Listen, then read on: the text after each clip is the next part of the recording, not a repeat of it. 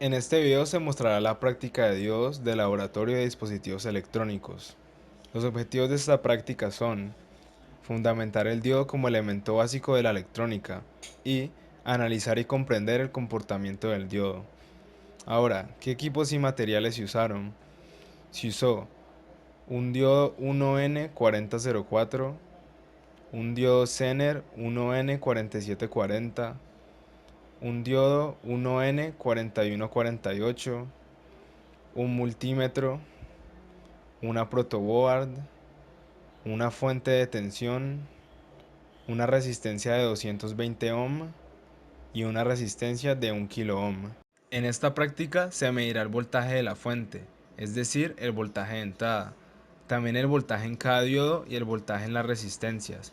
Para la primera parte de la práctica se usaron los diodos 1N4004 y 1N4148 y se usó el circuito en serie mostrado en pantalla, que consta de una fuente variable, de un diodo y de una resistencia de 1 kilo ohm.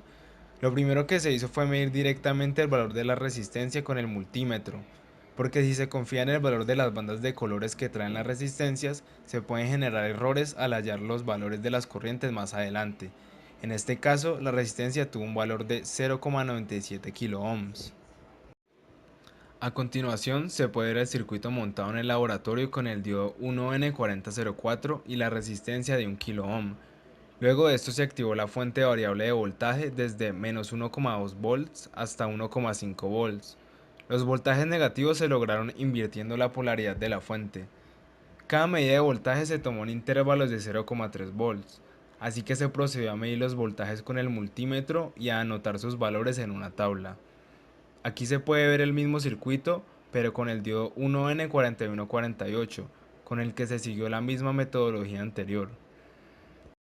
Para la segunda parte de la práctica, se usó el circuito mostrado en pantalla, que consta de una fuente variable de voltaje, una resistencia de 220 ohms y de un diodo, en este caso el diodo Zener 1N4740.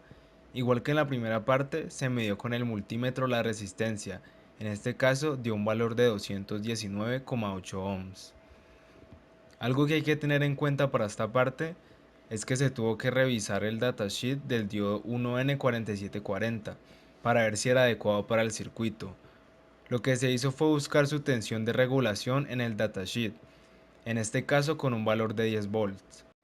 Así que usando la ley de Ohm, voltaje sobre la resistencia, en este caso 10 volts y 219,8 ohms, dio una corriente aproximadamente de 45 miliamperes.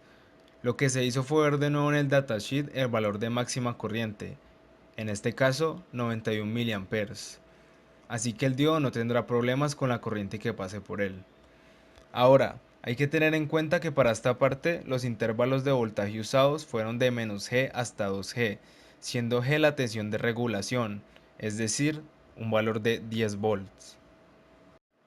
A continuación se muestra el circuito de la parte 2, con el diodo Zener, cuando se están midiendo los voltajes negativos, es decir, -G, que es cuando el diodo hace su trabajo de rectificación. Ahora analizaremos un poco las corrientes, pero antes de eso hay que tener en cuenta un aspecto, y es que la corriente para cada voltaje de entrada se obtiene de forma indirecta, ya que estas son del orden de los miliamperes. Y al ser la práctica hecha con unos diodos de no muy alta calidad, este valor puede ser difícil de hallar de forma directa, es decir, mediante el uso de un multímetro. Entonces, para hallar el valor de la corriente para cada valor del voltaje de entrada, se hace uso de la ley de Ohm. En este caso, se hizo la simulación para hacer más visible la corriente. Así que cuando la fuente variable de voltaje toma un valor de -10, se puede ver que la corriente toma un valor de -42,7 miliamperes. Aquí se puede ver el circuito cuando se están midiendo los voltajes positivos, que es cuando el diodo hace su trabajo de rectificación.